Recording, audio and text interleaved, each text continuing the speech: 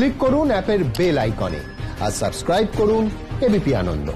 সব সময় থাকুন খবরে।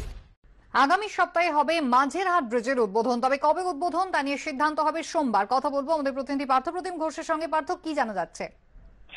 দেখো, রেলের কাছে একটা বাধা হয়ে দাঁড়িয়েছিল রেলের ছাড়পত্র প্রসঙ্গে, এবং সেই রেলের ছাড়পত্র গতকালকেই চলে আসে এবং আসার পরে যে বিষয়টা সিদ্ধান্ত হয়েছে, মন্ত্রী অরূপ বিশ্বাস তিনি যেমনটা জানালেন যে সোমবার দিন দপ্তর খোলার পরে পরবর্তী কি কাজ বাকি রয়েছে বা কিভাবে কি উদ্বোধন হবে সেই বিষয়ে কথা হয়ে যাবে এবং আগামী সপ্তাহে মাঝেরহাট ব্রিজ কিন্তু উদ্বোধন করে দেওয়া হবে।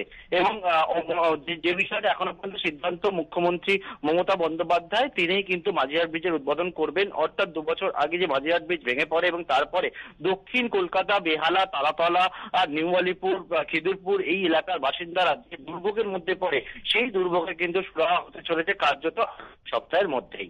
কুসুমিতা, ধন্যবাদ পার্থ।